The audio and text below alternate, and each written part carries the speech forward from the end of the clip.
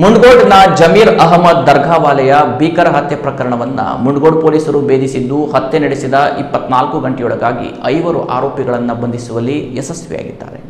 ಮುಂಡಗೋಡ್ ಪಟ್ಟಣದ KSRTC bus ನಿಲ್ದಾಣದ ಎದುರಿನ ಅಂಬಿಕಾ ಸಾವಜಿ ಹೋಟೆಲ್ನಲ್ಲಿ ಊಟಕ್ಕೆ ಕುಳಿತಿದ್ದ ಜಮೀರ್ ದರ್ಗಾವಾಲೆಯನ್ನು ಬರ್ಬರವಾಗಿ ಹತ್ಯೆ ಮಾಡಲಾಗಿತ್ತು. ಕಣ್ಣಿಗೆ ಕಾರದ ಪುಡಿ ಎರಚಿ ಮಾರಕಾಸ್ತ್ರಗಳಿಂದ ದಾಳಿ ನಡೆಸಲಾಗಿದೆ. ಪ್ರಕರಣ ದಾಖಲಿಸಿಕೊಂಡ ಮುಂಡಗೋಡ್ ಪೊಲೀಸರು 3 ತಂಡಗಳನ್ನು ರಚಿಸಿ ಆರೋಪಿಗಳ ಪತ್ತೆಗೆ ಬಲೆ ಬೀಸಿದ್ರು. ಬಳಿಕ ಬೆಂಗಳೂರಿನ ನೆಲಮಂಗಲ ಬಳಿ 5 ಆರೋಪಿಗಳನ್ನು ಬಂಧಿಸಿ ಕರೆತರಲಾಗಿದೆ. ಬಂಧಿತ ಆರೋಪಿಗಳಲ್ಲಿ ಮಂಜುನಾಥ್ ನಾಗೇಂದ್ರ ಕಾಜ್ಗಾರ್ 30 ವರ್ಷ, ಶ್ರೀಕಾಂತ ರಾಜಶೇಖರ ಕಿರಣನವರ್ 22 ವರ್ಷ, ಮಂಜುನಾಥ್ ವಿಷ್ಣು ಬೆಳಗಾಂ 20 ವರ್ಷ, ಅಭಿಷೇಕ್ ಮಲ್ಲಿಕಾರ್ಜುನ ಬಡಶೆಟ್ಟಿ 22 ವರ್ಷ, ದೀಪಕ್ ನಾಗರಾಜ್ ನವಲೆ ಸೇರಿದ್ದಾರೆ.